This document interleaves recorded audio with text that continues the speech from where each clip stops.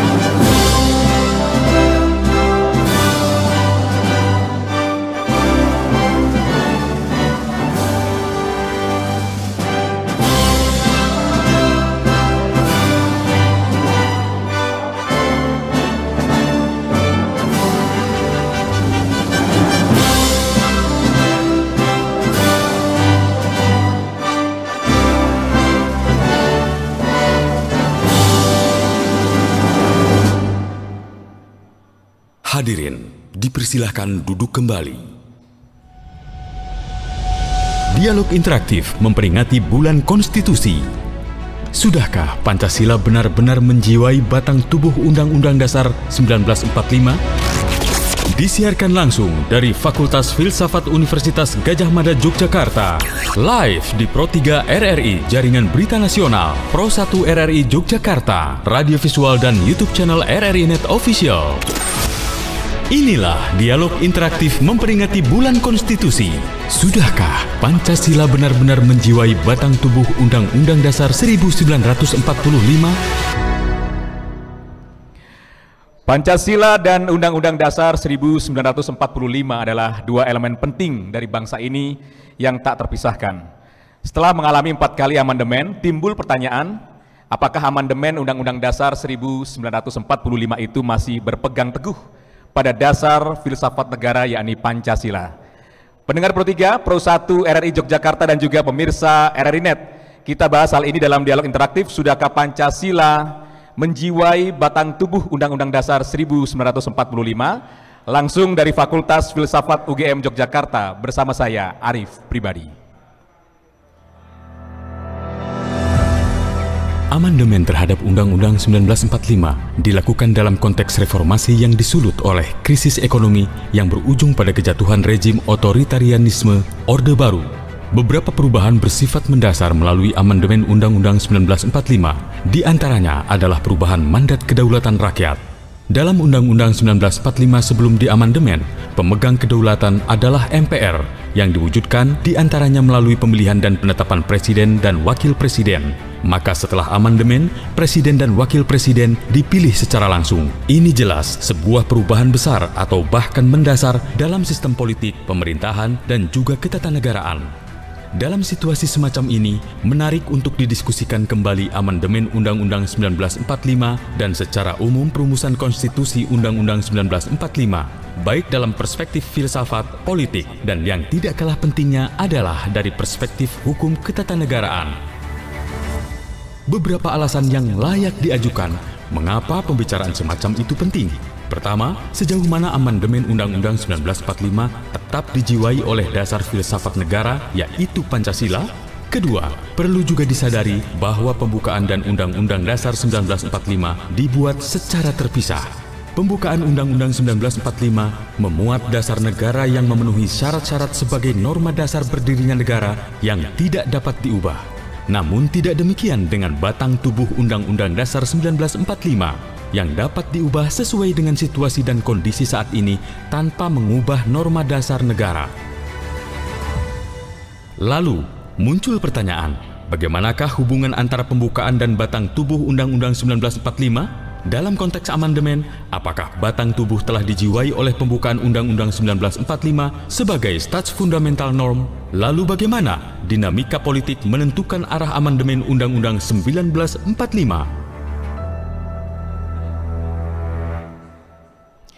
Ya, ilustrasi ini akan kita bahas dengan para pemateri dialog yang sudah hadir di UGM langsung. Saya perkenalkan, paling dekat dengan saya ada Dr. Yosep Umar Hadi MA MSI. Beliau adalah Direktur Institut Filsafat Pancasila. Beliau 4 kali sebagai anggota DPR RI ya Pak ya, 4 periode, kemudian juga pelaku reformasi.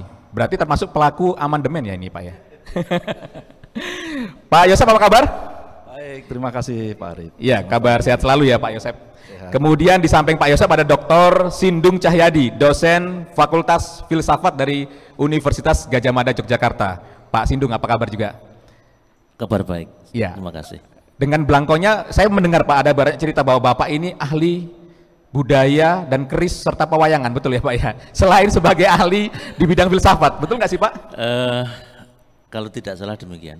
Kalau tidak salah, semoga saya tidak salah begitu ya, jadi betul. Kemudian juga ada Profesor Purwo Santoso, MA PhD, Guru Besar Pakar Ilmu Politik dari Visipol Universitas Gadjah Mada, UGM Yogyakarta. Bapak, apa kabar Pak Purwo? Kabar baik, terima kasih. Ya, semoga selalu sehat semuanya untuk narasumber dan juga teman-teman mahasiswa serta para undangan yang ada di UGM. Mungkin bisa memberikan tepuk tangan dulu sebagai pembuka semangat kita untuk pagi ini. Ada ilustrasi yang menarik karena kebetulan memang ada pelaku reformasi, ada anggota DPR 4 periode, beliau juga ikut dalam proses amandemen pastinya. Nah, tadi ada pertanyaan yang dalam ilustrasi disebutkan sebenarnya hubungan begitu antara pembukaan Undang-Undang Dasar 45 dan batang tubuh begitu. Sebenarnya ini dalam konteks yang kita bahas, sudahkah Pancasila menjiwai batang tubuh Undang-Undang Dasar 1945? Hubungannya sebenarnya bagaimana Pak antara pembukaan dengan batang tubuh itu sendiri? Untuk membuka diskusi kita, Anda tentu banyak bisa menceritakan ini, Pak Yosep. Baik, terima kasih Pak Arif. Yang saya hormati semua hadirin, peserta dan para narasumber.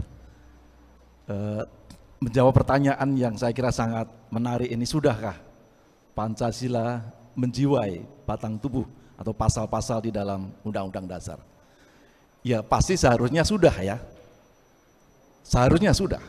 Nah kalau belum, ya ini menjadi kewajiban kita sebagai warga negara untuk meneliti, untuk mengoreksi dan untuk memelototi terus dan untuk melakukan penelitian terhadap pasal-pasal yang barangkali menurut penelitian kita itu barangkali mungkin belum sesuai dengan dasar ideologi dan dasar filsafat bangsa Indonesia. Nah kalau ditanya tadi hubungannya seperti apa? Ya. Hubungannya antara Pancasila sebagai dasar ideologi dan dasar filsafat negara, maka hubungannya harus koheren, harus betul-betul menjadi penjelmaan, menjadi perwujudan konstitusi atau batang tubuh itu. Jadi konstitusi atau batang tubuh itu harus menjadi identitasnya, yaitu ideologi kita, ideologi Pancasila dan dasar filsafat kita ini. Nah, barangkali mungkin ada pertanyaan, kenapa kok hari gini kita masih mempertanyakan amandemen yang sudah berlangsung ya? Ya, saya kira ini menurut saya, meskipun saya sekarang bukan lagi politisi, sekarang saya seorang akademisi ya, seorang intelektual. Dari Institut Filsafat Pancasila ya Pak ya? Ya. Saya berpengalaman atau ada pengalaman di politisi selama 20 tahun sebagai anggota DPR MPR. Okay. Bahwa sebagai warga negara yang baik, tentu kita wajib secara moral untuk terus melihat. Karena tantangan kita ke depan ini tidak kecil ya.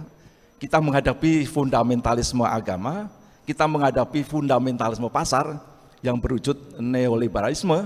Jadi goncangan terhadap konstitusi ini atau tantangan oleh konstitusi ini tidak hanya kepada konstitusinya sendiri, bahkan kepada Pancasila pun itu juga terjadi suatu tantangan yang cukup besar ya. Nah oleh karena itu tidak tabu lah, tidak sesuatu yang sakral atau bukan sesuatu yang ini kelihatannya sulit untuk itu kita perlu terus melakukan penelitian dan pengamatan terhadap batang-batang tubuh terhadap pasal-pasal yang berada dalam batang tubuh tadi untuk diselaraskan dengan Pancasila sebagai dasar ideologi dan dasar filsafat ya. Yang selama ini selalu kita dengungkan dasar ideologi saja, tetapi sebenarnya dasar ideologi itu memiliki suatu pijakan yang kuat, yaitu filsafat Pancasila itu sebagai satu pandangan hidup, sebagai Weltanschauung, sebagai sistem filsafat, sebagai ilmu filsafat. Jadi apalagi ditambah dengan kondisi dinamika perubahan internal maupun perubahan global ya.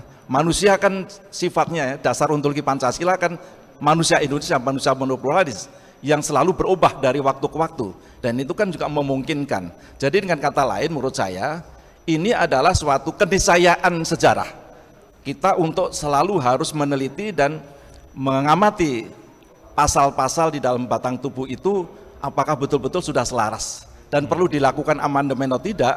Itu adalah urusan politik berikutnya ya. Perlu amandemen atau tidak ya, silakan. Jadi antara pembukaan di mana di dalamnya ada dasar negara yang disebut sebagai stat fundamental norm itu tadi, itu tidak bisa diubah, sementara batang tubuh bisa diubah melalui proses-proses politik seperti amandemen begitu ya Pak ya. Dan kemudian perlu dilihat apakah batang tubuh dengan pembukaan itu koheren atau tidak gitu ya. Menurut Bapak koheren atau tidak yang sekarang? Amandemen yang berlangsung selama 4 tahun mulai tahun 99 sampai 2003 ya, saya kira memang sudah cukup memenuhi aspirasi atau sesuai dengan apa yang kita inginkan sebagai dasar ideologi kita ya. Nanti ada beberapa perubahan, tetapi saya mencermati ada beberapa pasal yang kiranya masih memerlukan satu penelitian apakah itu koheren atau tidak. Nanti akan saya sampaikan beberapa pasal yang kiranya perlu mendapatkan satu pencermatan dari kita untuk perlu dilakukan amandemen atau tidak. Apakah mau sekarang langsung saya sampaikan atau nanti? Boleh, nanti mungkin dicontohkan sedikit karena tadi sempat disinggung oleh Pak Yosep soal bahwa sekarang ini ada politik identitas, ada ekonomi liberal secara fundamental ekonomi. Itu hubungannya dengan amandemen yang akan kita bahas ini apa ini Pak? Fakta-fakta yang terjadi real sekarang ini dengan apa yang kita bahas ini apa sih Pak mungkin yang bisa diceritakan sebagai ilustrasi awal saja? Jadi tantangan terhadap sosialisasi atau membumikan Pancasila kan saya menilai ada dua arus besar yang kiranya perlu kita cermati, yaitu fundamentalis agama yang muncul di dalam ideologi-ideologi sempit yang di sana ada ideologis agamis ya. Yang tentu ini tidak sesuai dengan nilai-nilai Pancasila dengan dasar ideologi kita. Dan tentu hal ini kan selain kita harus bagaimana bisa merumuskan suatu kebijakan yang dasar, maka oleh karena itu konstitusi sebagai aturan paling berdasar harus di sana bisa dirumuskan bagaimana rumusan-rumusan di dalam konstitusi itu untuk bisa menangkal terhadap ancaman-ancaman ideologi sempit tadi yang saya katakan sebagai fundamentalisme agama. Demikian juga di dalam fundamentalisme pasar yang sekarang ini berbaju neolib ya. Dan ini kan tentu tidak sesuai dengan asas perekonomian kita yang didasarkan pada dasar filsafat Pancasila tadi, di mana titik tekan pada kapitalisme, materialisme dan liberalisme ini menjadi suatu ancaman yang besar dalam rangka mencapai tujuan hidup bernegara, terutama mencapai sila kelima, keadilan sosial bagi seluruh rakyat Indonesia atau kesejahteraan lahir dan batin. Demikian. Ya. Mungkin Pak Sindung punya gambaran Pak tentang apa yang disampaikan oleh Pak Yosep bahwa Pancasila itu bisa dilihat dari sisi ideologis tapi juga sisi filsafat Pancasila.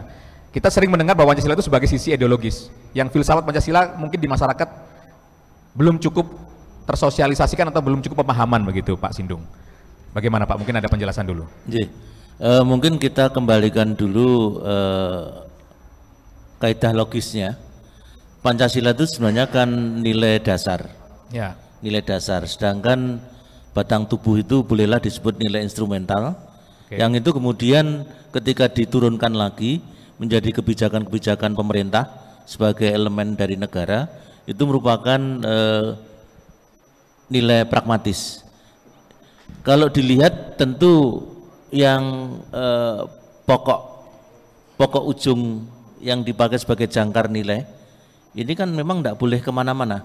Ya Pancasila seperti Pancasila itu. Begitu ya. Kemudian goyangnya semakin bawah, yang batang tubuh ya goyang tapi tak terlalu besar. Dan yang pragmatis ini sangat-sangat kondisional. Seperti misalnya ketika kemarin kita menghadapi bencana COVID, kemudian sekarang ini krisis ekonomi. Ya. Itu saya kira memang perlu tetap mengikuti arus dan dinamika global, tapi tetap bagaimana bisakah ini memadai tidak dikawal oleh pasal-pasal dalam batang tubuh, dan tentu tafsir Pancasila yang juga dinamis. Karena kalau kajian filsafat itu memang bisa, mohon maaf, sangat liar. Sangat liar? Bagaimana nih definisinya sangat liar ini? Sangat liar karena di filsafat Pancasila yang ada mata kuliahnya itu Pancasila boleh ditilik dari aliran-aliran apapun. Dibentur-benturkan dengan isme lain itu ya di filsafat ini. Tapi justru dengan kajian-kajian dan elaborasi seperti itu, kita harapannya justru kita punya perspektif yang lebih luas, termasuk kira-kira kalau kita misalnya ingin mengkritisi kondisi sekarang diukur dari nilai-nilai Pancasila itu memadai atau tidak. Tapi tentu referensinya tidak sederhana ya. Dan sekali lagi ini dikendalikan tapi relatif di kuliah-kuliah. Kalau liar boleh kan di ruang kelas, tapi kalau keluar kan tidak boleh terlalu liar. Ya, tapi tadi menarik bahwa Pancasila sebagai dasar, kemudian batang tubuh sebagai hal yang instrumental, kondisi real adalah hal yang pragmatis begitu ya, melihat situasi saat ini.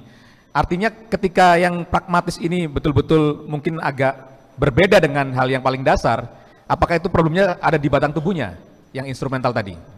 Itulah sebenarnya ada klausul amandemen dalam konstitusi. Tujuannya supaya kalau itu shock breaker, itu bisa menyesuaikan, karena kalau tidak nanti patah yang atas. Jadi memang perlu, saya kira kalau memang perlu diamandemen lagi ya monggo, tapi sekali lagi itu kan mengandaikan proses politik yang mahal dan lama mungkin. Ya. Ya, karena kebetulan ada ahli politiknya, mungkin bisa ada pandangan ini dari Pak Purwo Santoso kalau melihat bahwa sebenarnya ketika ada sisi pragmatis di situasi terkininya begitu ya, maka ini kan kita bicara tentang dinamika politik dari sisi amandemen begitu. Bagaimana Prof? Ya, terima kasih. Kata pragmatis itu juga mengecoh. Mengecoh ya? Ya, karena sebenarnya kita memutuskan sesuatu itu dengan bingkai ideologi. Katakanlah tadi neoliberalisme itu ada di dalam cara kita berpikir, bukan ada dalam teks yang disebut Pancasila maupun Undang-Undang Dasar 45. Ya.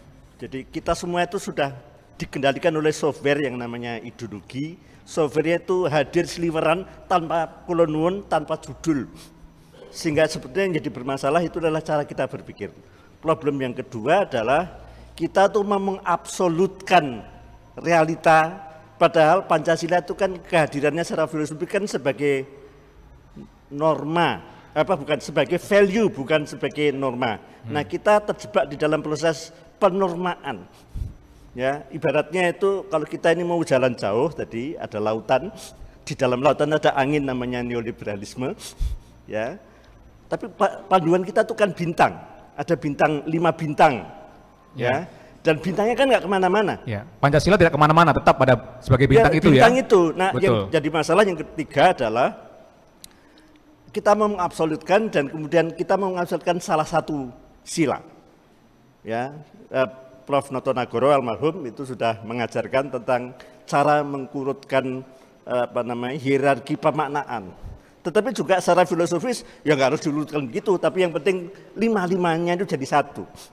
Ya, tapi kan ada cara berpancasila yang dijabarkan di dalam kaidah berpikir yang itulah yang selama ini kita tidak latih. Dan kemudian kita secara akademik pun kita mau semuanya serba pasti, serba fix, dan yang memfikskan itu adalah teks. Bukan cara kita berideologi. Sebagai gambaran begini. Tadi kan ideologi di Skandinavia itu ada namanya sosial demokrasi. Tetapi di sana tidak ada mata kuliah Pancasila, tidak ada mata kuliah ideologi.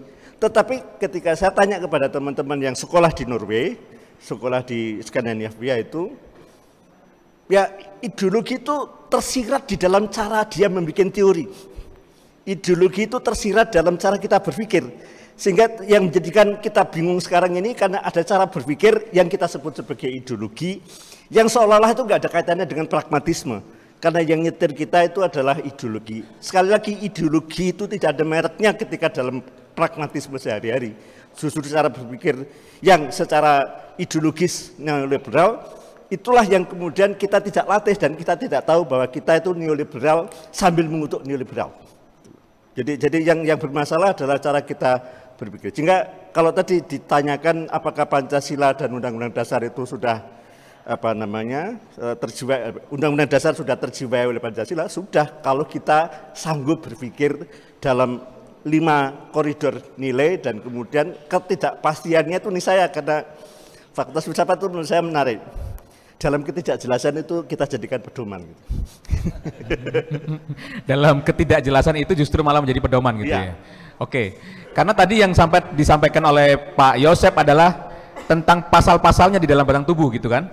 Yang artinya sebenarnya ketika dikembalikan lagi kepada pembukaan yang di dalamnya ada Pancasila itu agak berbeda begitu Prof. Gimana Prof? Turun diulang. Jadi di dalam batang tubuh pasal-pasal itu ketika dibunyikan, dibacakan pasal-pasalnya itu ternyata tidak menjiwai begitu apa yang ada di dalam Pancasila. Menjiwai tidak menjiwai tergantung dari cara kita berpikir. Ketika kita sudah belajar dari Pak Hatta tentang koperasi gitu, dan nalar koperasi tidak ada. Dan kemudian kita mau tidak neoliberal, yang ada adalah korporatisme serba perusahaan. Maka gagalnya kita memahami koperasi yang diamanatkan oleh Pak Hatta, itulah yang menjadikan pemahaman kita tuh bingung. Karena kita tidak pernah mengkonkretkan institusi koperasi. Ketika kita ngomong koperasi misalnya, yang kita bicarakan adalah badan hukumnya, bukan gotong royongnya, bukan ekonomi yang saling disebut sebagai usaha bersama itu. Nah ini di dalam Undang-Undang Dasar itu kan masih ada klausul atas dasar usaha bersama. Lalu kemudian bumi, alam, air dan seterusnya dikuasai negara untuk sebesar kemampuan. Itu masih ada. Ya. Jadi sebetulnya kalau kita bisa menjabarkan usaha bersama atau koperasi itu sebagai cara gitu, nah kita perlu menginstitusionalisasi koperasi. Dan kemudian koperasi itu kita rasakan dari cara kerjanya, bukan badan hukumnya. Nah, kita terjebak di situ, sehingga kita marah-marah, ngomel, karena diajari tidak neoliberal, tapi textbook yang kita baca itu sebenarnya neoliberal. Jadi saya juga tidak bisa membendung neoliberalisme, karena buku yang ada di lapangan, yang itu pragmatisme saya mengajar, itu mengacu pada teks-teks itu, dan di dalam teks itu ada neoliberalisme tanpa judul neoliberalisme. Dan saya meracuni juga mata kuliah politik-politik yang ngadukan itu dengan nada dasar neoliberalisme, karena di situ juga tidak mudah dikatakan itu neoliberalisme. Ya, oke. Mungkin Pak Yosep mau memberikan tanggapan dan juga contoh lainnya, Pak. Ya, saya kira sesuai dengan apa yang kita inginkan pada hari ini, di mana apakah memang batang tubuh yang formal yang sudah dijadikan oleh MPR RI menjadi bahan pokok untuk dilakukan sosialisasi kepada seluruh bangsa Indonesia ini, itu kan yang penting yang mau kita teliti kan, mau kita kaji kan, apakah betul-betul memang sudah selaras ya. Kita tidak melihat di luar itu, artinya konteksnya ya teks yang sudah ada itu. Ya saya sendiri ya, saya bertanggung jawab juga bahwa saya melakukan amandemen ini yang dijadikan oleh MPR untuk disosialisasikan kepada seluruh warga bangsa ini. Tetapi ketika saya mendalami tentang filsafat Pancasila dan mendalami tentang ideologi Pancasila, saya baru sadar ternyata ada beberapa pasal yang menurut saya ini belum selaras dengan jiwa Pancasila tadi. Mau dicontohkan, mau dibacakan? Ya, sebagai salah satu contoh ya, misalnya ini, kalau namanya filsafat itu kan kritis ya, jadi kita tidak berpikir politis, artinya kita tidak mau ada kepentingan politik atau tidak. Yang penting sesuai dengan hukum logika kita dan secara ilmiah begitu. Nah, sebagai salah satu contoh misalnya beberapa pasal atau bab ya. Bab 1 yang menyebutkan bahwa selama ini kita selalu mengetahui bahwa NKRI adalah harga mati Negara Kesatuan Republik Indonesia. Itu bab 1, pasal 1 ayat 1 misalnya, di mana disebutkan negara kita adalah negara kesatuan. Nah, secara filosofis, secara kritis kita kan pasti bertanya, negara kesatuan seperti apa yang dimaksudkan? Apakah lebih tepat negara persatuan sesuai dengan sila ketiga dari Pancasila yang dimana di situ nilainya adalah persatuan? Apakah ada perbedaan tidak antara pengertian persatuan dan kesatuan? Ini secara semantik, secara analitika bahasa. Ini kan filsafat ini. Ini tugasnya ahli filsafat untuk melihat itunya. Tapi dalam konteks pelaksanaannya misalnya, dalam konteks implementasinya, negara kesatuan mudah untuk disalahartikan sebagai seperti pengertian keseragaman, pengertian sentralisme, dan menuju pada suatu bentuk feudalisme dan sebagainya. Dan ini yang jelas tidak dikehendaki oleh ideologi kita atau dasar filsafat Pancasila kita. Nah, ini pertanyaan. Saya tidak mengatakan bahwa yang benar adalah ini, tidak. Tetapi itu sudah menjadi satu pertanyaan. Ini maka perlu ada analisa filosofis dalam hal ini. Jadi apakah kesatuan yang dimaksudkan adalah pengertian sentralistik atau kesatuan yang memberikan ruang sebesar-besarnya kepada keanekaragaman? Ya. Itu yang perlu dikaji ya Pak ya? Perlu dikaji. Cuman menarik Pak, kesatuan dan persatuan itu sendiri secara arti beda ya Pak ya? Ya, kesatuan dan persatuan secara kamus besar bahasa beda Indonesia ya? Sudah ada bedanya itu ya, ada bedanya. Tapi ini lebih pada persoalan bagaimana implementasi di lapangan ya. Sebagai suatu contoh saja ini, terjadi bagaimana ketidakpuasan aspirasi daerah jarang untuk bisa diakomodasi oleh pusat. Ya, lebih apa namanya itu, kalau pusat datang ke daerah itu kan dianggap sebagai dewa yang datang dari pusat. Ini membuka pintu ruang feudalisme, dan itu tidak sesuai dengan kedaulatan rakyat yang masing-masing itu memiliki kesamaan hukum, kesamaan martabat di hadapan semua orang ya. Ya, misalnya ini ada beberapa daerah yang menyatakan kegelisahannya ketika mengusulkan seseorang untuk menjadi pejabat gubernur saja. Ketika diusulkan itu semua itu sepakat, bahkan tokoh-tokoh di situ. Satu daerah ini saya sendiri, karena itu datang kepada saya, dia cerita kepada saya, kami sungguh-sungguh merasa seperti tidak diperhatikan oleh pusat ya. Kami mengusulkan seorang ini untuk menjadi pejabat gubernur. Pada penetapan TPA sudah ditetapkan orang ini, tetapi kemudian pada malam harinya berubah total. Keinginan pusat yang harus diakomodir. Nah, ini kan apakah kesatuan seperti ini? Ya. Nah, itu ini, menurut Anda ini efek dari bab 1 ya Pak ya? Ini dari bab 1 ya. Efek dari bab 1 yang terjadi kesatuan tadi ya? Dan persatuan. Kemudian juga mengenai perubahan konstitusi. Jadi yang memang di sana disebutkan konstitusi atau undang-undang dasar bisa dilakukan perubahan. Yang melakukan adalah MPR RI. Nah, dalam konteks kedaulatan rakyat, ada di tangan rakyat. Apakah individu atau masyarakat bangsa ini tidak dilibatkan untuk ikut menyampaikan pendapatnya?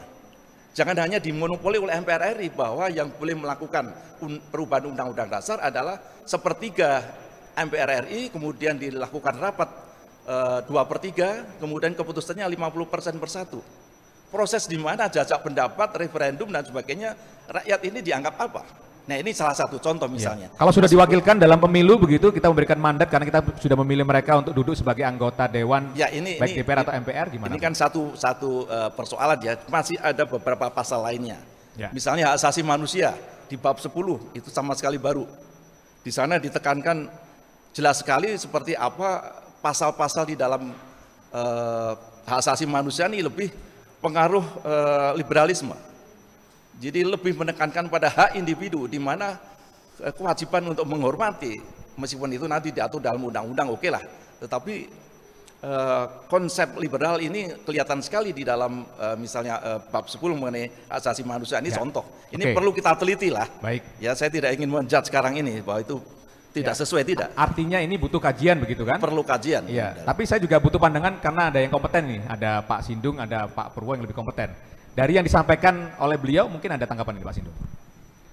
Sebenarnya kalau kita mau menilai pasal per pasal itu juga harus dikaitkan dengan gagasan yang lebih komprehensif, kerangka besarnya, karena pasal-pasal itu sendiri tentu tidak lahir dari ruang kosong, tapi dari konteks-konteks. Iya. Ada konteks di belakang yang mau terbelakangi gitu ya, ya. Dan konteks yang cukup penting saya kira proses politik saat itu. Proses politik saat itu pasca reformasi yang ada kekhawatiran banyak orang juga, utamanya di Universitas Gadjah Mada, bahwa reformasi ini sudah belok arah. Sehingga sejak 2003 itu tiap tahun sekitar 1 Juni itu kita mengadakan seminar nasional yang intinya meluruskan jalan reformasi.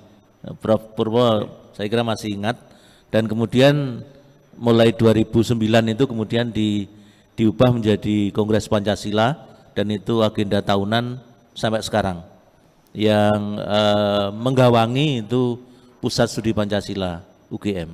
Jadi memang tetap konteksnya kita tidak bisa pasal per pasal, tapi harus dikembalikan, dan saya kira memang harus ada kajian khusus, terutama yang perlu dijawab saya kira tidak hanya persoalan masa kini, tapi juga persoalan ke depan, karena perubahan-perubahan yang sekarang ini sangat cepat. Seperti misalnya pemilu saja, sekarang kan sudah muncul wacana apakah memang perlu perwakilan. Perwakilan. Kalau sekarang dengan kemajuan teknologi kan kalau mau jajak pendapat langsung deal gitu aja. Gitu ya, Pak, ya? Sekali tombol itu kan mana program yang disetujui, mana yang tidak. Jadi partai politik bisa saja nanti tidak diperlukan. Itu perlu kajian yang serius saya kira. Tidak bisa kemudian hanya diobrolkan ringan di sini tanpa referensi.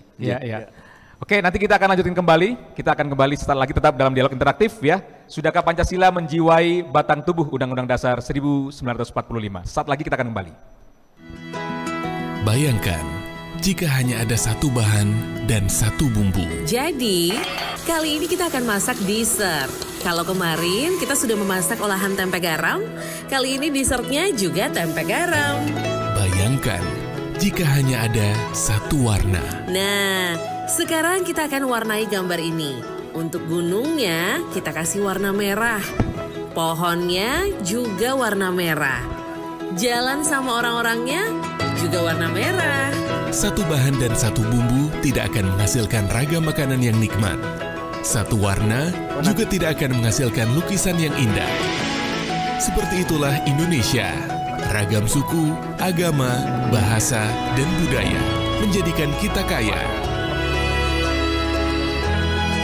Mari kita jaga kebinekaan yang ada. Dialog interaktif memperingati Bulan Konstitusi. Sudahkah Pancasila benar-benar menjiwai batang tubuh Undang-Undang Dasar 1945? Kerjasama Radio Republik Indonesia, Universitas Gadjah Mada, dan Institut Filsafat Pancasila. Kami ingin ingatkan dulu untuk yang ada di rumah ataupun hadirin yang ada di UGM ya. Yang pertama, diskusi ini dapat Anda dengarkan melalui Pro 3 Radio Republik Indonesia, kemudian Pro 1 RRI Yogyakarta, dan juga Anda bisa melihat radio visual RRI Net. Anda tinggal mendownload aplikasi RRI Playgo, di situ ada menu RRI Net, Anda bisa melihat kami. Jadi bukan hanya mendengarkan tapi juga langsung bisa melihat kami. Dan jangan lupa bergabung melalui WhatsApp 081-399-399-888 untuk semua pertanyaan, atau Anda bisa telepon melalui 021-352-3172 dan juga 384-4545 ya. Jangan lupa kode areanya 021-352-3172 atau 384-4545. Dan nanti untuk audiens yang ada di UGM bisa langsung tanya. Kita berikan kesempatan, ada mic yang bisa kita putar nanti ya, bisa langsung bertanya, tinggal raise hand aja untuk angkat tangan. Tapi kita masih detailkan dulu tentang apa yang sudah disampaikan oleh Pak Sindung sebelum nanti interaktif bersama dengan pendengar ataupun yang ada di Fakultas Filsafat UGM.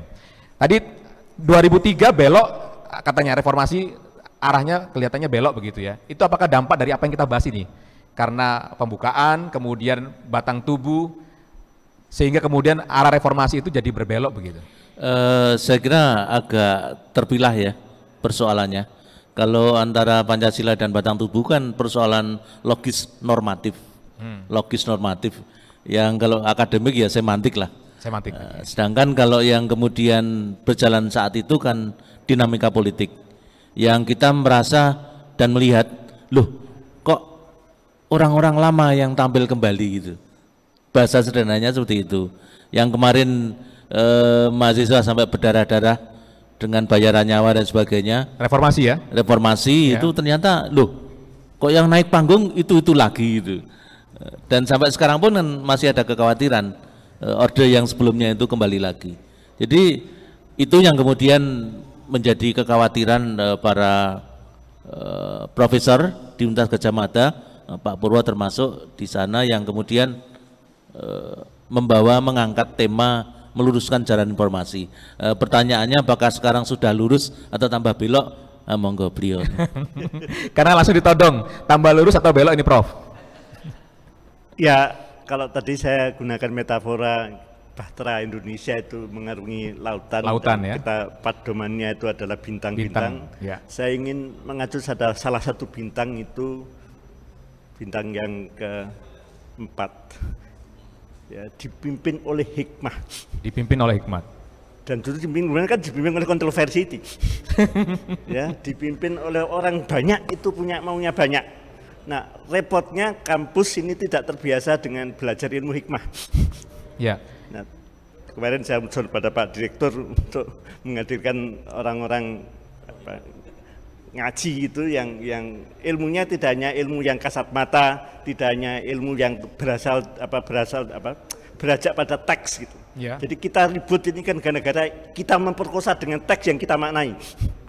Nah, kalau kita sadar bahwa hikmah dari otoritarianisme yang tidak bisa kita bendung oleh rakyat Indonesia itu adalah kemudian ada perubahan yang mendadak gitu. Tetapi itu kan karena sudah lama berlangsung, nggak bisa kita koreksi. Sehingga kita ini harus membuat norma hukum itu dalam gejolak tadi. Sudah lama diperjuangkan, nggak bisa-bisa. Hikmahnya adalah kalau kita tidak bisa mengendalikan diri sebagai rakyat, sebagai bangsa, ya kita kemudian terombang-ambing secara drastis. Gitu. Jadi hikmah ini tidak pernah muncul dalam wacana-wacana publik. Dan karena kita itu merasa bahwa ini norma kita sendiri, tidak ada urusannya dengan ketuhanan yang Maha Esa.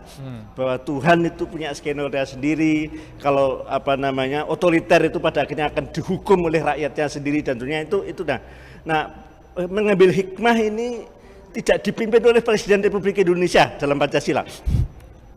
Dipimpin oleh hikmah itu sendiri yang memimpin.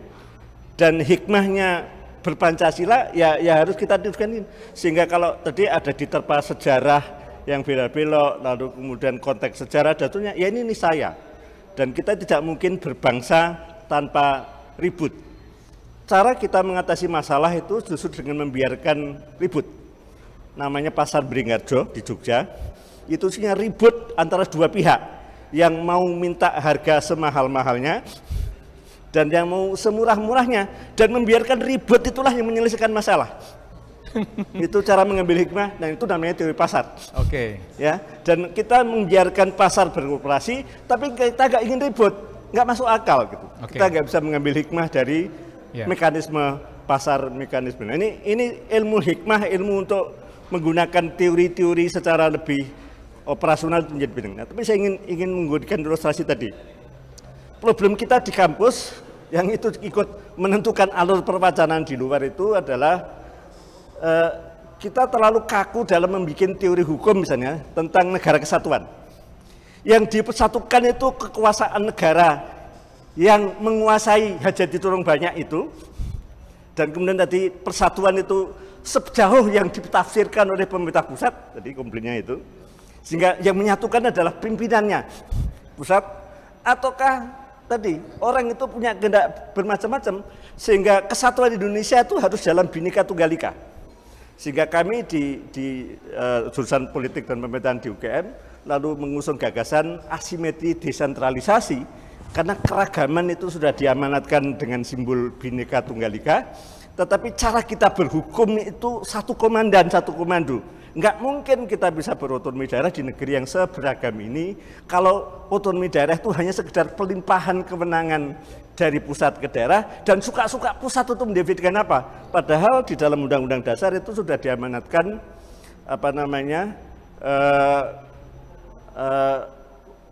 otonomi yang seluas-luasnya.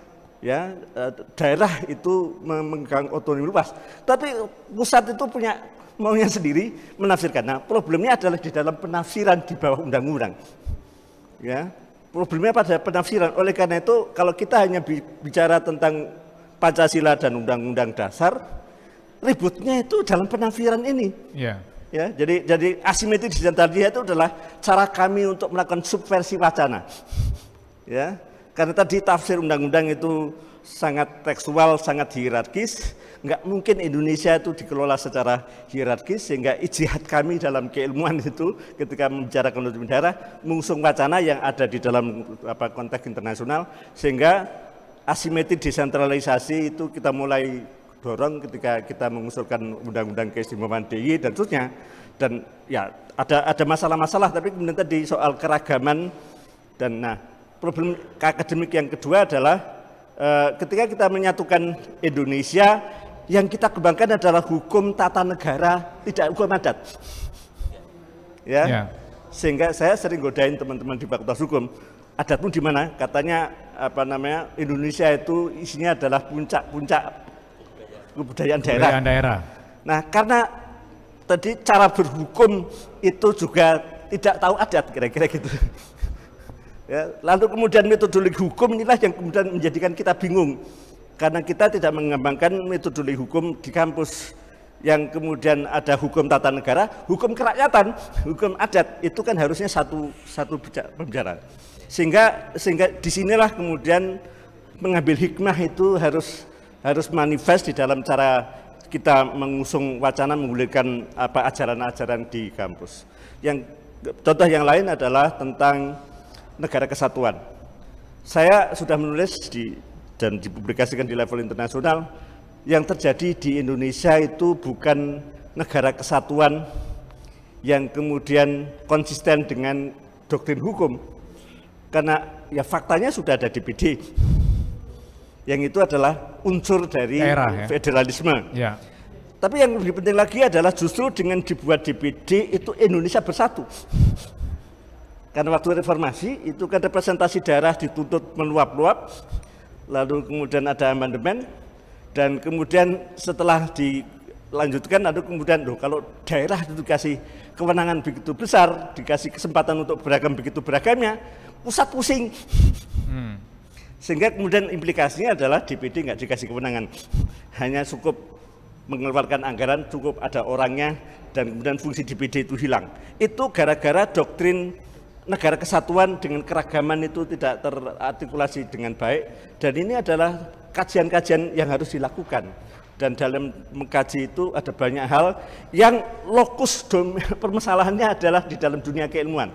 Ya. Saya ingin kembali tadi, ideologi itu masuk, dan ideologi itu kan menyetel cara kita berpikir.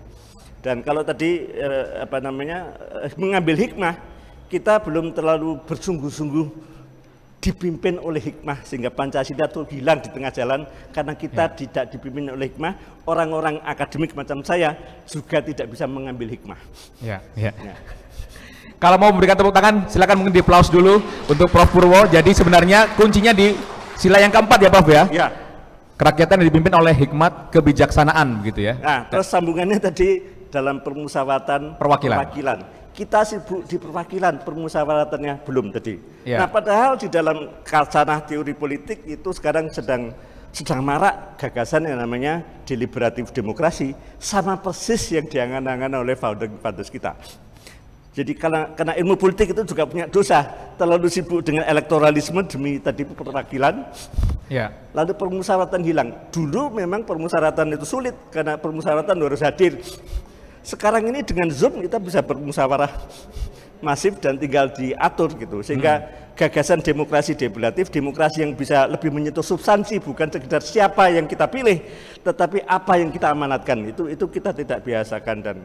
Dan karena ini lalu kemudian lebih pada soal instrumentasi politik untuk bisa bermusyawarah, dan kemudian amanat untuk bermusyawarah itu harus ada instrumen-instrumennya, dan kita masih belum terlalu jauh melangkah untuk aspek permusyawaratan, tapi sekali lagi bermusyawarah itu harus ada mengambil hikmah. Ya. Oke. Boleh kita sepakati bahwa kalau misalnya ada pertanyaan langsung dari audiens, langsung raise hand atau angkat tangan, supaya kita berikan kesempatan, mungkin mahasiswa-mahasiswa mau bertanya langsung, memberikan komentar, bisa langsung angkat tangan, kita siapkan mic-nya. Dan yang ada di rumah, sekali lagi Anda bisa bergabung melalui 081 399 399 888 untuk WA. Sementara untuk telepon 021 352 3172 dan 384 4545. Mohon maaf ini Prof, berarti ketika kita tidak mampu mengambil hikmah itu sendiri sebenarnya, itu juga efek dari amandemen. Proses politik yang memunculkan amandemen itu tadi. Saya tidak ingin menyalahkan karena perjalanan sejarah itu harus kita ambil hikmahnya. Perjalanan sejarah pun apapun itu harus ada hikmahnya gitu ya. Dipimpin hikmah itu kan sanggup kita belajar untuk mengambil hikmah itu ya. Oke. Jadi itu dan tadi kita belum punya instrumen-instrumen itu dan kita ribut itu kan soal tadi kita nggak boleh gaduh, harus satu kata satu komandan gitu. Dan justru ya hikmahnya ribut itu ya bisa ketemu tadi pokok persoalan itu dan musyawarah itu dalam rangka itu. Dan tadi teknologi sudah memungkinkan kita bikin musyawarah yang masif, terstruktur, sistematik dan pemikiran di kampus itu masih belum terlalu lincah menggiring wacana itu. Oke, baik. Sudah ada satu mahasiswa yang siap untuk bertanya, mungkin disebutkan namanya sekaligus dari fakultas apa. Berdiri saja Mas, mungkin. Oke, dibantu berdiri, ya.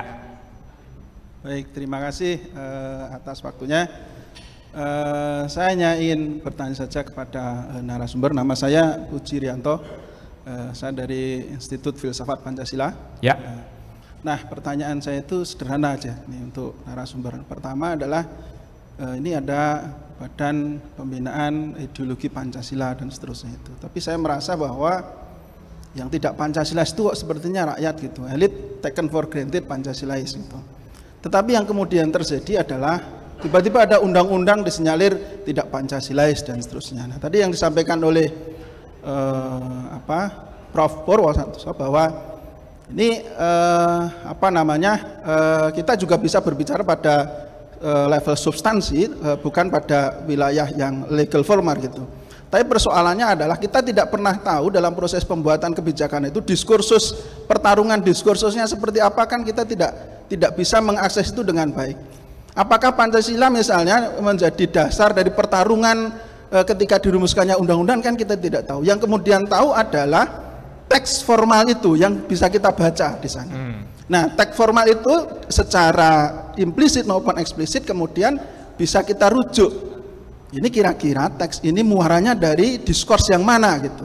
Apakah dia diskurs Pancasila, diskurs agama, atau diskurs ilmu-ilmu yang lain. Nah, bagaimana menyikapi semacam itu? Apakah sebetulnya yang harus dibina itu juga tidak hanya rakyat gitu, tapi juga elit. Jadi ada proses internet. Tapi nanti kan takutnya masuk ke orde baru yang disebut sebagai apa istilahnya dulu itu, kalau orang masuk harus scanning, di scanning itu kan tentu juga tidak seperti itu karena Pancasila kan tidak bisa dibakukan, tetapi dia diinternalisasi dan kemudian mempengaruhi diskurs. Nah, tantangan kita kan bagaimana diskurs tentang Pancasila itu terus direproduksi terus menerus. Saya kira itu. Terima kasih. Terima kasih banyak Pak Puji dari Institut Filsafat Pancasila. Rasanya ini tepat kalau diarahkan ke Pak Yosef sebenarnya, karena tadi kan diskursus seperti apa, seperti zaman apa waktu itu perumusannya itu gimana, kan Bapak kan anggota DPR ini, iya kan? Waktu itu 4 periode, pasti punya tanggung jawab dan punya cerita ini Pak, untuk menggambarkan waktu itu gimana sih Pak, kemudian sampai muncul apa yang kita kaji pada pagi ini, bab 1 tentang HAM tadi, tentang ekonomi. Monggo Pak, mau diceritakan, mungkin menjawab Pak Puji ini tadi. Karena kan seharusnya ketika dalam perumusan-perumusan itu rujukannya tetap pada pembukaan dan Pancasila kan. Bapak mungkin bisa cerita ini karena dulu adalah anggota DPR sekaligus mungkin pelaksana ya Pak ya dalam amandemen ya. Ya, ikut terlibat. Ikut terlibat, oke. Mungkin bisa langsung banyak cerita ini Pak Yosef. Ini pertanyaannya dari teman saya, jadi jeruk makan jeruk ini aku enggak. Enggak, tapi karena kita lebih melihat bahwa dulu Bapak ada di sana begitu kan?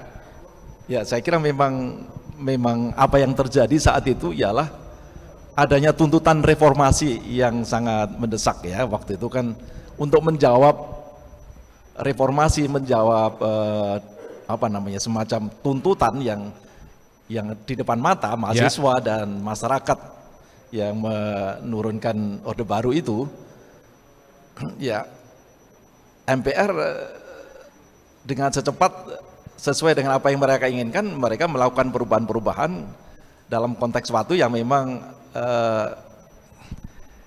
kita tidak mulai dari bagaimana kita menyatukan persepsi kita tentang Pancasila dulu sebenarnya. Jadi masing-masing menginterpretasikan Pancasila sesuai dengan pikiran mereka masing-masing. Tidak ada sebuah elaborasi atau penjelasan tentang Pancasila sebagai ideologi dan Pancasila sebagai dasar filsafat ini masih jauh. Makanya di dalam buku tayangan ini yang hanya diketahui sebagai ideologi saja. Padahal sebenarnya kan lebih daripada itu. Pancasila sebagai dasar filsafat, sebagai ilmu filsafat itu mereka tidak tahu, kami juga tidak tahu saat itu ya. Oke, jadi yang waktu itu jadi rujukan cuman tuntutan reformasi gitu ya Pak ya? Tuntutan reformasi. Semua itu harus dipenuhi gitu kan?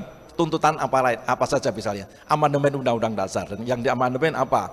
Yang diamandemen soal kedaulatan di tangan MPR, itu harus dikembalikan pada rakyat. Kemudian tuntutan penghapusan dui fungsi ABRI, kemudian penghormatan kepada hak asasi manusia, pemberantasan KKN, kemudian otonomi daerah, kemudian pembatasan masa jabatan presiden. Betul. Jadi memenuhi tuntutan itu dan mencoba merumuskan apa yang mereka inginkan. Ya, meskipun selama 4 tahun itu tentu kita melakukan FGD, melakukan dialog dengan masyarakat, dengan pakar-pakar dan sebagainya, ada ahli juga yang mendampingi kami juga untuk melakukan itu. Tapi intinya saya berdapat dengan Pak Puji tadi, dan saya kira Pak Purwo juga, saya sepakat bahwa sila keempat yang hikmah tadi, yang menekankan perlunya kita mendapatkan atau mencari hikmahnya tadi. Tetapi setelah sekarang saya mencoba untuk memahami tentang Pancasila itu, nah ini menjadi persoalan bahwa sebenarnya persoalannya tidak hanya di konstitusi, persoalan juga pemahaman kita tentang Pancasila ini masih berbeda-beda. Berbeda-beda artinya masih mencoba, mereka belum menemukan suatu rumusan pengertian pemahaman Pancasila yang benar, yang seperti apa, baik secara ideologis maupun secara filosofis. Nah ini dulu yang harus diselesaikan sebenarnya, sebelum kita mengkritisi yang lain-lain. Ini juga masih banyak generasi muda yang tidak tahu apa itu Pancasila ya dan sebagainya.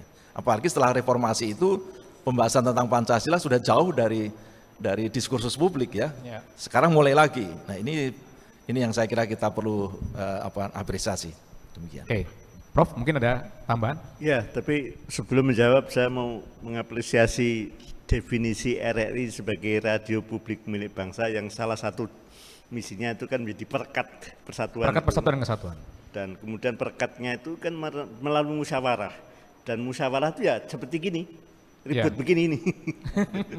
Diskusi. Nah, lalu problemnya adalah kita mau melakukan esensialisasi. Harus begini. Indonesia itu bisa bersatu justru karena kesamaan imajinasi yang abstrak. Istilahnya orang filsafat itu fantasi. dan justru adanya fantasi tentang Indonesia macam-macam itulah yang mungkin harus menjadi jangkar, dan kemudian memutlakkan tafsir sendiri itu nggak mungkin terjadi.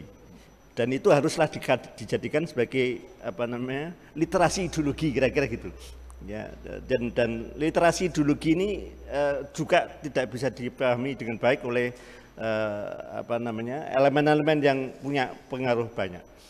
Lalu yang kedua itu kalau memang musyawarah itu jalan untuk terus merawat keindonesiaan, ya sudah, nggak usah, yang penting nggak usah mutlak-mutlakan gitu loh. Karena Indonesia itu justru tadi dirawat oleh ketidakjelasan tadi, dan tadi filsafat tadi isinya kan liar semua. Tapi liar itu kan sama dengan memagari. Kalau ke sini kamu nabrak sini loh, kamu ini nabrak sini loh. Ya. Nah ini literasi ideologi macam itulah yang tidak diajarkan oleh BPIP Sekandikap loh. Yang tadi amanatnya itu kan justru itu. Nah, yang terakhir yang saya ingin katakan adalah gagasan tentang menggali Pancasila. Menggalinya kan menggali dari budaya Indonesia. Itihadnya Pak Karno pada saat itu lalu menghasilkan 5 hal ini. Tapi apakah menggalinya itu sudah selesai? Selesai dengan teks itu. Menggalinya harus terus-menerus dilakukan karena ada kearifan yang mengendap dalam budaya kita itu yang kemudian harus dikodifikasi terus-menerus, dan itu kodifikasinya dalam perumusan kebijakan daerah, dalam kebijakan macam-macam. Dengan begitu tadi norma yang dibakukan sebagai norma hukum itu cocok dengan norma kultural, ya. Justru karena norma kultural yang kita junjung tinggi itu nggak sama dengan yang sudah dihasilkan, padahal tadi perumusan norma itu kan tadi kena wacana liberalisme. Terus terang yang melakukan kodifikasi yang akhirnya ditindaklanjuti oleh MPR, sidangnya itu agenda settingnya adalah UGM, agenda settingnya. Dan UGM juga punya dosa besar kalau tidak sanggup itu. Jadi ada penormatifan menjadi agenda reformasi dan kemudian dijabarkan dalam pasal-pasal itu yang ikut nyetali kan UGM. Dan sekarang ini beberapa UGM, tapi kan sudah ada dokumennya yang isinya itu. Dan kemudian kalau sekarang kita harus memimpin diskusi lagi, ya ini tuntutan untuk selalu menggali terus-menerus. Dan menggali terus-menerus itu dari praktek baik yang sebetulnya adalah refleksi dari berpancasilanya orang Indonesia secara kolektif. Nah, kalau misalnya tadi ada keperluan kita untuk memproduksi konten, dan RRI itu tadi dengan memproduksi konten itu justru bisa menggali, lalu di kampus ini juga sudah ada gagasan belajar yang merdeka yang justru bisa mengkodifikasikan eksposure di lapangan. Pusat Studi Pancasila tidak hanya menghasilkan dokumen tetapi kemudian menghasilkan wacana, maka justru proses ngabani atau memberikan aba-aba bagi diskursnya kemana, itu justru dengan membuat tagline itu, dan disitulah kemudian RRI lebih jelas arahnya di dalam merajut kesatuan Indonesia sebagai institusi publik milik bangsa gitu. Jadi proses berwacana inilah yang saya kira harus menjadi ya ini pekerjaan rutin kita bernegara. Dan nggak usah dimutlakkan selesai dengan kata-kata, karena yang penting kan perbuatan kita bernegaranya, bukan kata-kata yang kita sebut sebagai undang-undang dasar atau sebagai teks Pancasila gitu. Itu supaya nanti RRI lebih mencerahkan, mencerdaskan kehidupan bangsa, sehingga justru proses menggali praktek-praktek baik yang sebetulnya bisa didudukkan sebagai para pengamalan Pancasila dalam kehidupan sehari-hari, baik itu yang menjadi orang awam, yang menjadi pejabat, dan seterusnya yang kapus itu bisa mengkodifikasi, dan kemudian Pusat Studi Pancasila itu justru mengkodifikasikan praktek-praktek baik ke sana. Ya, Pak Sindung, kalau dari sisi filsafat sebenarnya melihat diskusi kita ini kan sesuatu yang tadi disampaikan bahwa kita pada tataran yang dari sisi tadi disampaikan oleh Prof. Purwo bahwa kita tuh nggak apa-apa, perbedaan pandangan itu sebenarnya tidak masalah, karena itulah kita diuji untuk mencari hikmat begitu ya, atau melihat situasi yang terbentur-bentur ini kan sebenarnya membuat kita menjadi lebih dewasa kalau mampu mengambil hikmatnya begitu. Tetapi kan persoalannya siapa yang mulai begitu Pak mengambil hikmat itu sendiri? Kalau kemudian dibiarkan liar kan tidak semuanya mampu itu bisa mengambil hikmatnya. Justru malah yang dikhawatirkan misalnya tadi politik identitas itu justru akan menjadi problem yang besar kalau ini dibiarkan begitu. Itu gimana nih Pak? Kan tidak semua mampu untuk mengambil hikmat itu. Kalau demokrasi itu sehat dan pilihan kita sila keempat itu jelas demokrasi, karena daulat rakyat bukan daulat raja, dan siapa yang memimpin daulat rakyat itu hikmat kebijaksanaan. Ini sebenarnya redundan ini, bahasa Yunaninya Sofia semua, jadi Sofia itu. Hikmat kebijaksanaan itu sebenarnya sama itu. Sama. Garis bawahi betul. Ya. Dan kemudian permusyawaratan perwakilan itu garis miring. Dan kita sering mengunci dan menghilangkan garis miring ini.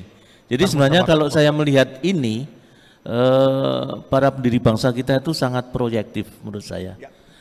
Yang dimaksud dengan hikmat kebijaksanaan dalam permusyawaratan. Jadi kebijaksanaan ini hasil permusyawaratan. Permusyawaratan ini mungkin kalau dalam bahasa sekarang, bahasa genre public reason ya. Public reason, dan public reason itu hanya bisa ketika kemudian kita sudah menjadi masyarakat demokrasi yang sehat. Bagaimana dengan Pancasila? Saya kira apa yang diambil garis policy yang diambil oleh Pusat Studi Pancasila sejak dulu, memahami Pancasila sebagai filsafat hidup, filsafat yang hidup. Artinya apa? Ya tidak mati. tidak membeku dalam teks-teks, tapi selalu kemudian dielaborasi, digali lagi, dikomunikasikan untuk apa? Untuk sekali lagi mengawal. Karena yang dikawal itu peradaban Indonesia, Jadi ada adab Indonesia yang harus dikawal. Soal kemudian ada tafsir-tafsir, kemudian benturan sana sini, jika demokrasinya sehat, itu akan menemukan bentuknya sendiri kok. Jadi misalnya politik identitas sud gitu naik daun, tentu nanti akhirnya loh ini kok didiamkan kok kok jadi terlalu berlebihan, akhirnya NU juga ikut. Nah, sekarang seperti itu. Jadi ada hukum-hukum sosial, hukum-hukum politik yang itu nanti menyeimbangkan. Intinya para pendiri bangsa sudah merumuskan bahwa jalan yang akan ditempuh itu daulat rakyat. Tapi daulat rakyat pun ini bukan daulat yang teranjang, daulat yang berketuhanan, berkemanusiaan, memperhatikan persatuan Indonesia dan semuanya untuk kesejahteraan rakyat.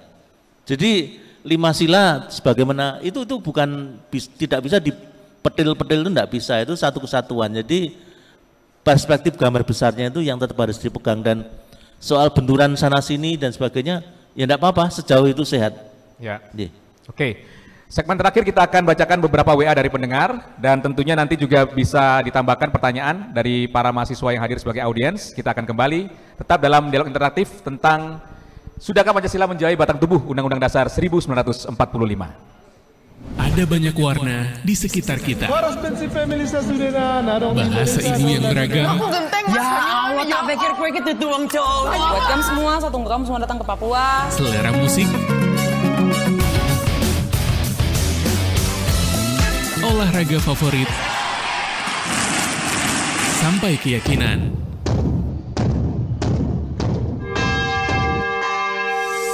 Akan lebih indah jika kita dapat saling menghargai apapun pilihan orang-orang di sekitar kita.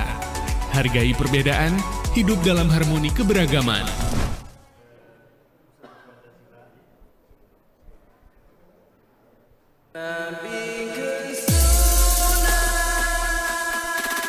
Indonesia itu lautan yang bertaburan pulau-pulau.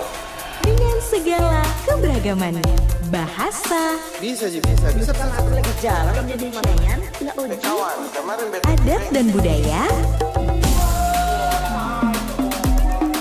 agama, cita rasa yang lezat, serta warna-warni sulaman tenun. Berbeda itu bukan berarti sendiri-sendiri. Dengan perbedaan kan justru makin berwarna lah. Ingat mau kedua. Jangan jadikan perbedaan sebagai bahan ejekan, tapi sarana toleransi dan saling menghargai. Dialog interaktif memperingati Bulan Konstitusi. Sudahkah Pancasila benar-benar menjiwai batang tubuh Undang-Undang Dasar 1945? Kerjasama Radio Republik Indonesia, Universitas Gadjah Mada, dan Institut Filsafat Pancasila.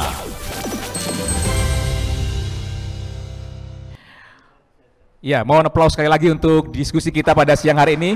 Terima kasih banyak untuk kehadiran juga teman-teman mahasiswa dari UGM.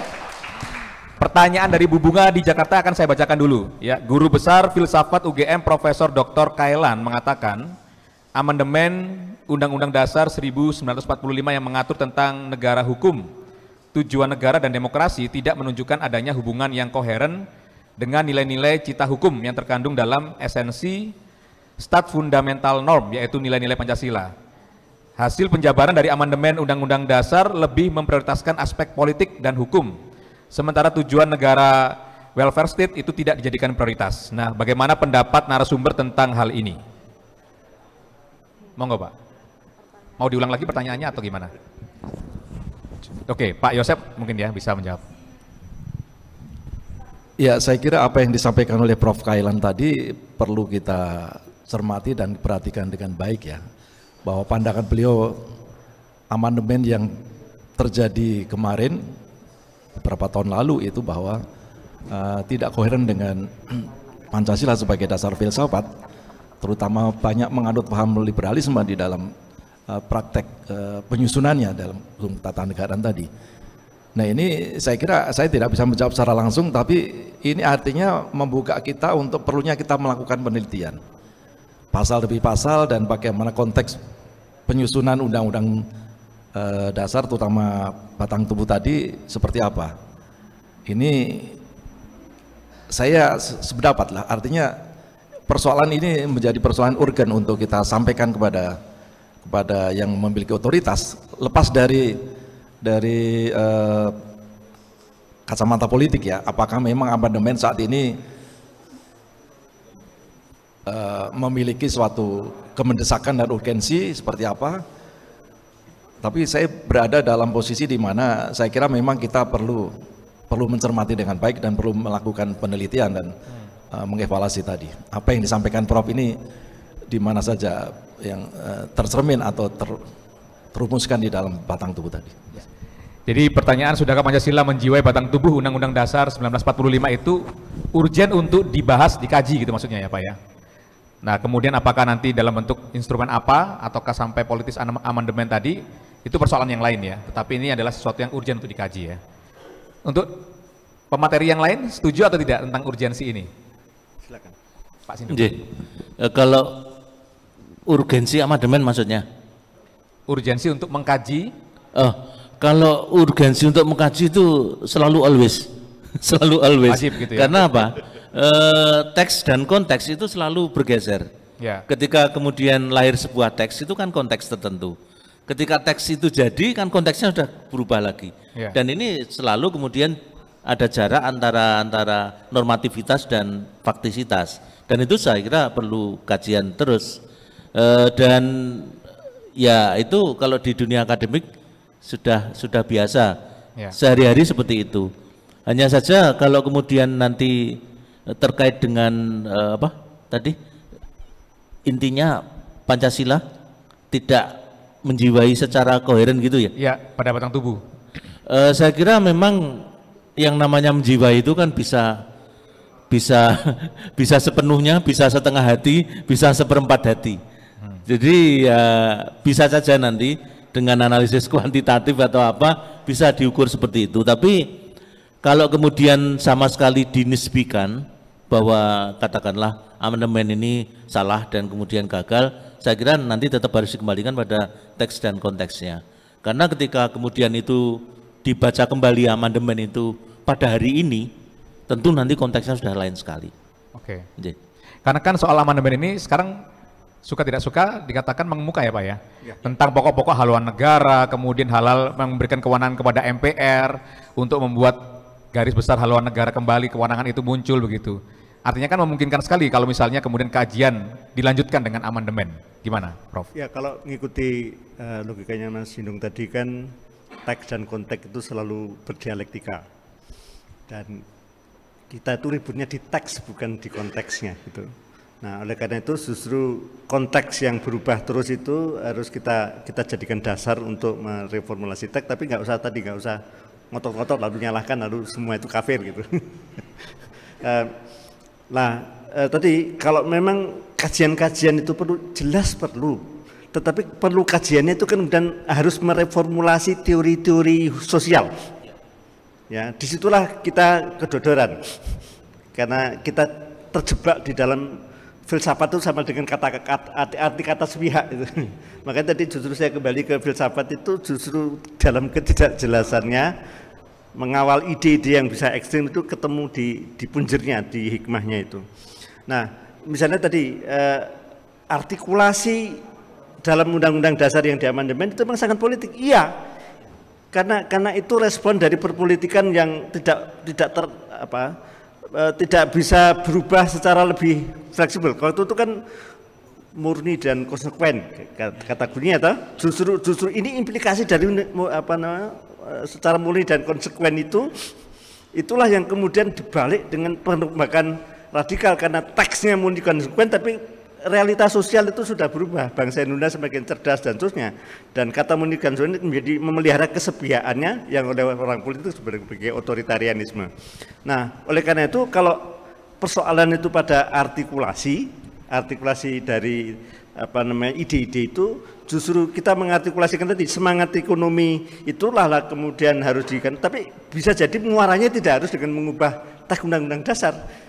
Dengan narasi-narasi, dengan artikulasi dalam berbagai teori itulah yang kemudian kita bisa menjadikan lebih nyaman berpancasila. Dan kemudian teks yang ada di dalam undang-undang dasar itu juga kita bisa tadi gagasan koperasi yang tercermin di dalam pasal 3 itu kan tidak ada instrumentasinya karena narasi teoritiknya berbeda dengan yang ada di dalam undang-undang.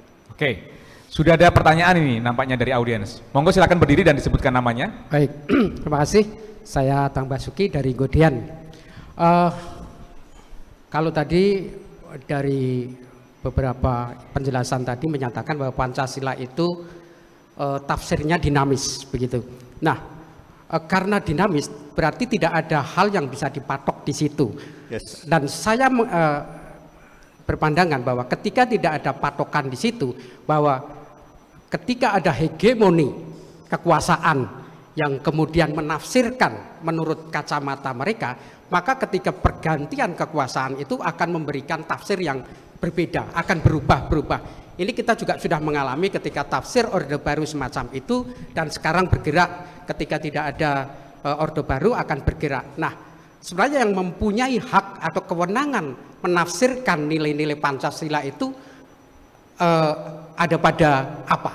Karena kalau kita tadi membiarkan diskursus ini kemudian bertempur wacana-wacana ini, nah kita akan menjadi menunggu babak belur ketika wacana-wacana itu berbenturan, baru kita nanti menyadari. Nah, alangkah baiknya sebelum kita menjadi babak belur atas nama pertempuran wacana itu, kita mempunyai tafsir yang mirip lah, tidak, meskipun tidak sama, tetapi mirip ini loh yang sebenarnya milik bangsa Indonesia. Meskipun itu tidak harus dengan poin-poin butir-butir Pancasila yang ketika dicocok-cocokkan ada sesuatu yang berubah ketika konteks kehidupan kita ternyata juga mengalami perubahan, apalagi dengan nilai-nilai sekarang yang berkembang di atas dunia. Tentu apalagi kita menjadi masyarakat terbuka, itu kan pasti tafsir itu akan menjadi selalu terbuka. Nah, saya menanyakan siapa sebenarnya yang punya kewenangan untuk menafsirkan ini, dan bagaimana kita mencari formula untuk menafsirkan butir-butir Pancasila atau nilai-nilai Pancasila ini tanpa kita harus menjadi babak belur di atas pertempuran wacana-wacana itu. Saya kira itu, Pak. Terima kasih. Ya, monggo, Pak Sindu mau nanggapin. Sebenarnya kita tidak perlu kemudian menjadi korban sehingga babak belur. Ketika kemudian ada benturan debat-debat ideologis dan sebagainya, ya kita ikut berpartisipasi saja. Dan itu sebenarnya panggilan demokrasi modern seperti itu. Dan kalau tadi pertanyaan pokoknya siapa yang punya otoritas, tentu negara. Yang elemennya di situ ada pemerintah, ada DPR, dan ini tetap mandatnya sama, amanahnya sama. Apapun penilaian terhadap rezim itu tetap ada rumusan resmi dari negara, harus ada. Nah, soal kemudian ketika itu terlempar ke publik dan kemudian dapat reaksi dan tanggapan yang bermacam-macam, terlebih sejak Posmo itu kan legitimasi itu tidak pada lembaga lagi, pusat itu sudah hilang sejak Posmo. Legitimasi pada siapa? Masing-masing individu. Lebih-lebih kita di era sangat terbuka seperti sekarang ini, ya benturan-benturan itu sesuatu yang tidak bisa dihindarkan. Tapi dari pengamatan saya tetap akhirnya terbangun dan terbentuk rasionalitas tertentu. Dan itulah yang sebenarnya merupakan panggilan bagi kita semua untuk tidak terlalu pasif sehingga babak belur. Ya pakai menghindar sedikit, ganti mukul dan sebagainya. Jadi sekali-sekali seperti itu. Jadi itulah dinamika baru yang mungkin kita harus bangun bersama. Menurut saya seperti itu. Iya, iya. Tidak perlu diformalkan ya Pak ya, misalnya diubah formal gitu. Tetap harus ada, itu tugas negara. Oke. Nah, sedangkan tapi tugas negara itu bisa dipenuhi tanpa kemudian membungkam pendapat-pendapat, tafsir-tafsir yang berbeda. Justru tafsir yang berbeda, pendapat yang berbeda itu diajak dialog. Karena siapa tahu memuat perspektif yang tidak terlihat oleh para perumus yang mewakili negara. Karena apapun sebagai manusia kan kita tidak punya mata di samping dan di belakang. Siapa tahu kemudian ada dimensi yang memang tidak tertangkap seperti tadi disampaikan oleh Prof. Pur. Koperasi itu sekarang tak tentu rimbanya. Tafsirnya itu lebih pada bentuk badan usaha, bukan semangat jiwa koperasinya. Dan ini saya kira sebenarnya ya paling bertanggung jawab mungkin selain Sipol, Fakultas Ekonomika dan Bisnis. Ini ada ndak wakilnya? Ini yang diajarkan kapitalisme ya di sana. Mbok yakin kapitalisme yang diajarkan. Terima kasih. Ngerasani saya. Ya. Satu pertanyaan lagi. Oke, baik. Monggo silakan. Mohon izin, selamat pagi, Bu Dekan. Perkenalkan saya Rodinal dari Fakultas Filsafat, kebetulan kolega Pak Sindung juga. Begini, mungkin ini saya akan bertanya, ada 2 pertanyaan, mungkin mengarah kepada yang pertama Prof. Purwo, dan kemudian Pak Sindung dan Pak Joseph ya. Yang pertama Prof, ketika misalnya kita mempunyai suatu wacana desentralisasi yang kemudian diakomodir melalui konstitusi ya, misalnya peralihan dari pra-reformasi kemudian pasca-reformasi. Nah kemudian ada semacam dilema, mungkin yang hadir di sini atau hanya saya yang merasakan itu atau kawan saya yang merasakan dilema itu ya, tentang ketika ada desentralisasi, apakah kemudian akan berpotensi untuk menimbulkan atau memunculkan adanya rezim-rezim lokal. Misalnya kita flashback 1 tahun atau 2 tahun terakhir kan ada raja-raja ya, ada Sunda Empire, ada apa itu. Jadi saya ingat ketika misalnya kita ingin menyatukan beragam identitas dalam satu bingkai keindonesiaan, sebetulnya yang menjadi PR besar kita, apakah kita bisa kemudian menggaransi untuk kemudian meletakkan setiap identitas itu pada suatu wacana diskursus yang seimbang, semisal representasi dari kerajaan-kerajaan di timur misalnya, kenapa hanya sebagian saja yang mendapatkan wacana keistimewaan dan sebagainya. Nah, isu-isu semacam itu sebetulnya tetap terawat dari dalam bingkai kebinekaan ya, namun bagaimana ke depannya mungkin saya minta mohon perspektif dari Prof. Purwo. Kemudian satu lagi nggih, misalnya kalau kita sebagai pengajar Pancasila nggih Pak Sindung, Pak Joseph, intinya kita dosen-dosen Pancasila itu memiliki PR besar ya. Tantangan terbesarnya membuat wacana Pancasila sebagai wacana yang menarik, sebagai sebuah diskursus menarik bagi lintas disiplin keilmuan. Kebetulan kan kalau di UGM setiap disiplin ilmu itu dibebankan untuk mata kuliah itu ya, untuk mempelajari pendidikan Pancasila. Nah, ketika kita berhadapan dengan mahasiswa yang dari agro, dari teknik dan sebagainya ya, tentu saja interest mereka berbeda-beda. Nah, ketika kita ingin mengimplementasikan Pancasila dalam kelas itu dari segi pengajaran, ketika misalnya ada tarung wacana dan sebagainya itu ya, dari segi keilmuannya atau dari segi bagaimana dosen menyampaikan ke mahasiswa, bagaimana kita bisa untuk tetap menjadikan Pancasila sebagai wacana yang diskursif ya dalam kelas gitu ya, tanpa adanya misalnya semacam ketakutan atau mewanti-wanti apakah yang kita sampaikan ini adalah suatu penyampaian yang akan merombak pakem-pakem itu gitu. Terima kasih, itu aja. Ya, oke. Tadi pertanyaan pertama dari audiens untuk Prof. Purwo, mungkin bisa ditanggapi ya. Desentralisasi memunculkan rezim-rezim lokal. Ya, faktanya Mas, ini dari segi praktek di lapangan secara desentralisasi. Prof, boleh ditahan sebentar karena waktu harus kita atur. Ada penelpon ya? Oke, kita angkat dulu penelpon, boleh sebentar ya? Ada penelpon. Selamat siang. Halo, selamat siang. Iya, selamat siang. Dengan Bapak siapa nih, Pak? Dengan Pak Joni. Pak Joni. Di? Tarakan ya. Oke, silakan Pak Joni. Ya, saya langsung ke saya mau berbicara tadi, sudah bicara. Jadi menarik dialog ini, walaupun dengan sekali-kali ada sosialisasinya. Namun begini saya mau katakan, yang terpenting bagi saya sebagai masyarakat awam, termasuk yang ada di desa itu implementasinya ada Pancasila. Nggak perlu bahasa yang dijelaskan tadi. Walaupun ini pemahamannya kita berbeda ya, kita pengetahuan kita berbeda. Tapi implementasi itu yang terpenting. Kemudian disebut tadi jangan ada kepentingan, kalau sudah ada kepentingan kita melanggar Pancasila. Kalau saya menurut Pancasila itu betul-betul nilai itu terlalu seperti lalu. Kalau dikatakan di sana mungkin hasilnya dia menyamakan dengan agama. Tapi yang penting hasil itu pun bisa dilakukan oleh pemerintah dengan membentuk PBB. Nah, yang sudah masalah. Ya. Oke.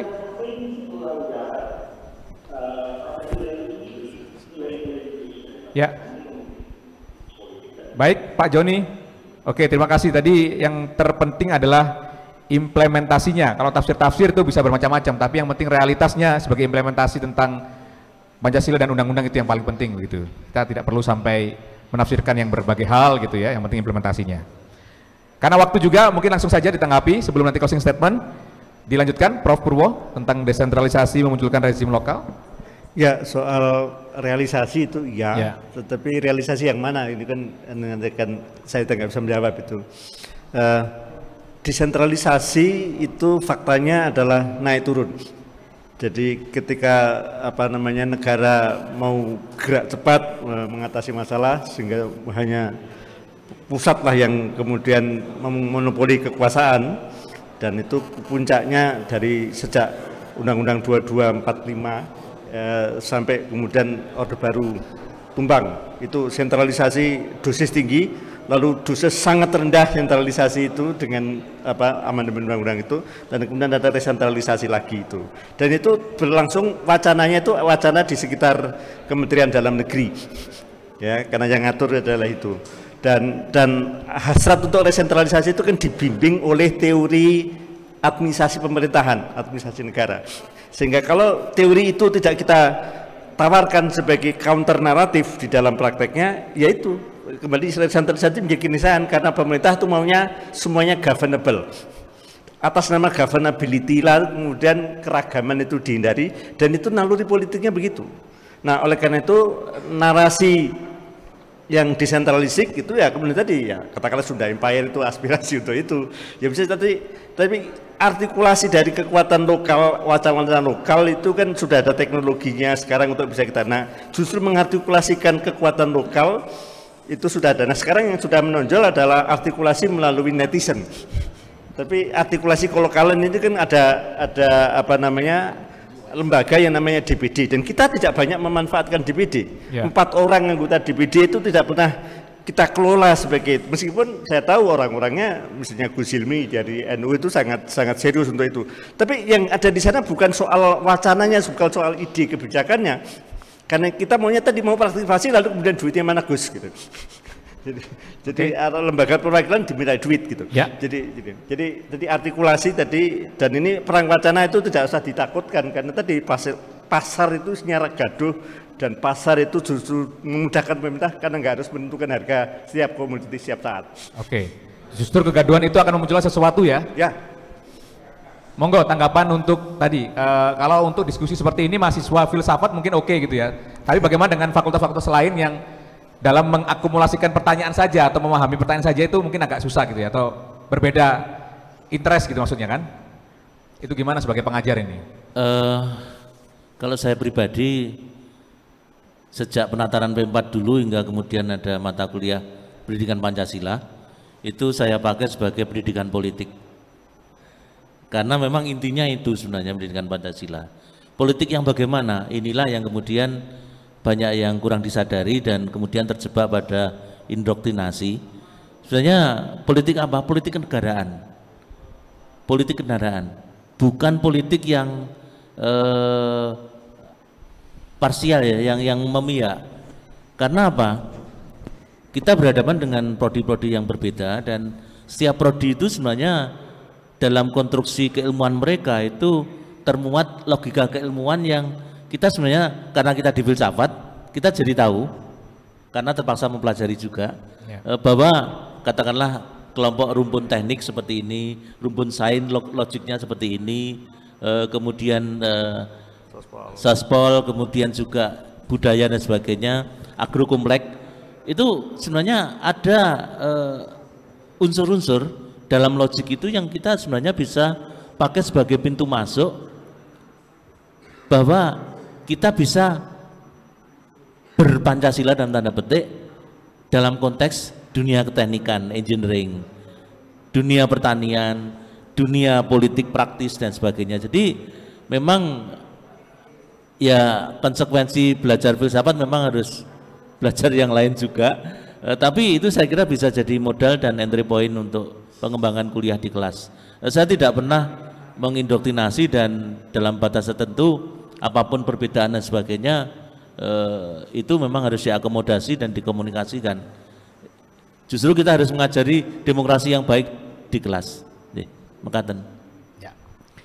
Baik, karena waktu juga yang terbatas ini, sebagai trigger saja, closing statementnya saya awali dari Pak Yosep ini, supaya bisa langsung men-trigger yang lain, pemateri-pemateri yang lain untuk kemudian memamungkasi sudahkah Pancasila menjadi batang tubuh Undang-Undang Dasar 1945 ini Pak. Jadi Bapak mungkin bisa memberikan apa unek-unek yang paling dalam yang mungkin bisa disampaikan. Tadi Bapak mengharapkan bahwa ini tetap dikaji terus, karena kan fakta-faktanya secara tekstual itu agak berbeda begitu ya, secara realitas di lapangan juga agak berbeda, maka apa yang mau disampaikan sebagai penutup ini Pak? Ya, saya kira sebagai closing statement yang mau disampaikan pada kita semua bahwa saya mengharapkan agar setiap warga negara tanpa kecuali siapapun itu perlu memahami, tidak hanya memahami dasar filsafat Pancasila itu yang kita akui, kita yakini kebenarannya, bahkan dijadikan ideologi sebagai keyakinan normatif untuk mengatur kehidupan ketatanegaraan dan seluruh perilaku bangsa ini dalam rangka mencapai tujuan yang kita cita-citakan.